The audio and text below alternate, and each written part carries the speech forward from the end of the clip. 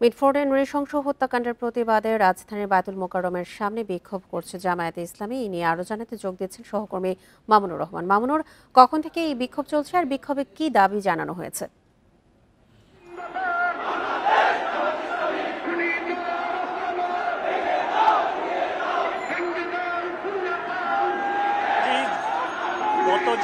গত সোহাগ হত্যাকাণ্ডের যে চট্টগ্রামের যে ঘটনা, সেই ঘটনার প্রতিবাদে কিন্তু আজ নামাজের পর বাংলাদেশ জামাতে ইসলামী দক্ষিণ থেকে একটি বিক্ষোভে ডাক দেওয়া হয়। সেই বিক্ষোভটি মাত্র শুরু হয়েছে বায়তুল মোকাররমের উত্তর গেট থেকে। আমি যদি এখানকার সার্বিক চিত্র আপনাকে দেখায়, দেখবেন যে জামাতের বিপুল একটি বড় মিছিল নিয়ে তারা বায়তুল মোকাররমের উত্তর গেট থেকে যাত্রা শুরু করেছে।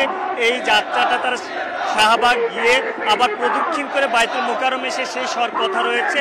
তারা এখান থেকে যে দাবিটি জানাচ্ছেন যে যারা এই হত্যাকাণ্ডের সাথে জড়িত এবং যারা এর প্রত্যক্ষভাবে মদত দিচ্ছেন তাদের সকলকে বিচারের আওতায় আনতে হবে।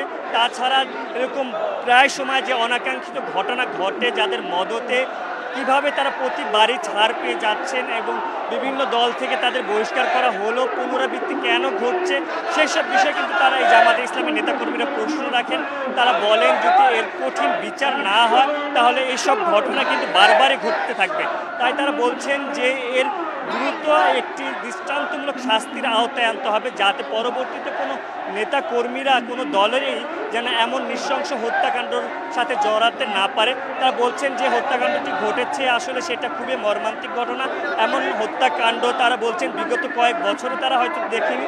বলছেন যে এই হত্যাকাণ্ডের যে নির্মম বিচার, সেই নির্মম বিচার এমন নির্মম যে হত্যাকাণ্ডের বিচার হতে হবে এমন দৃষ্টান্তমূলক, যেটি ভবিষ্যতে একটি উদাহরণ হিসাবে থাকে।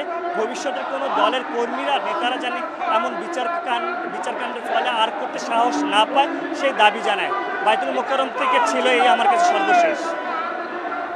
বায়তুল মোকাররম এলাকা থেকে সবশেষ তথ্য জানাচ্ছিলেন সহকর্মী মামুনুর রহমান।